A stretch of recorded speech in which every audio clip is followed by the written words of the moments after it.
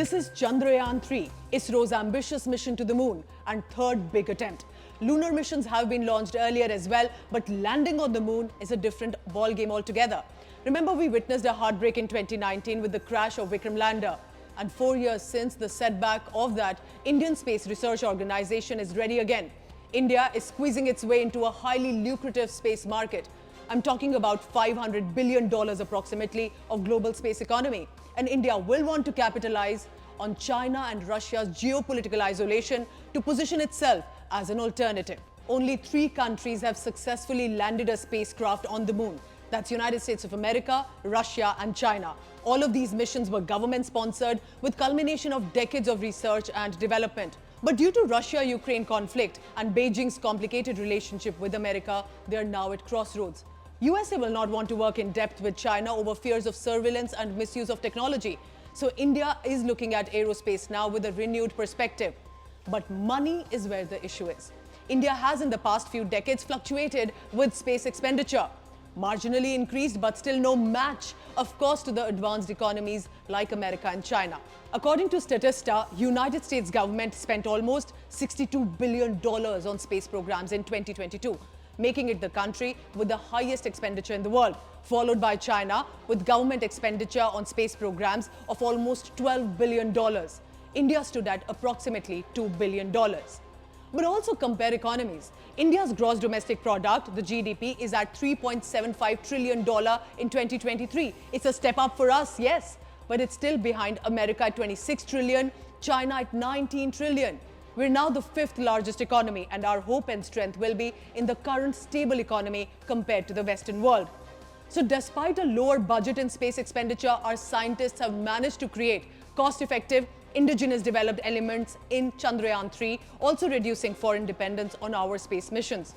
Chandrayaan-3 mission will be launched on board the heaviest version of the Geosynchronous Launch Vehicle, the GSLV. It is also called the Bahubali of the rockets. The GSLV Mark III will launch from the Satish Dhawan Space Center in Sriharikota with about a 3,000 kilogram spacecraft packed into the payload, faring to escape Earth's gravity. It has a propulsion module, lander and a rover.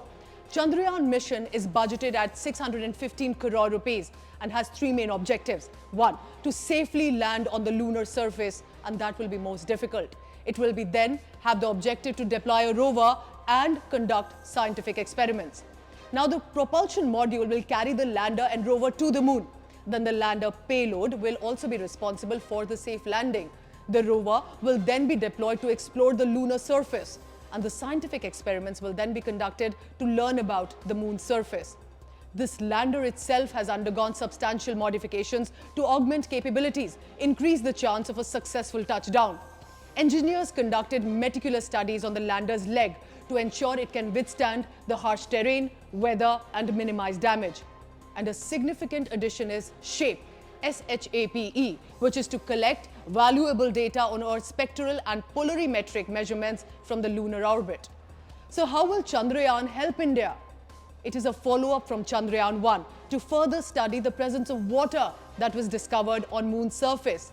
These missions give India a leverage for collaboration with other countries.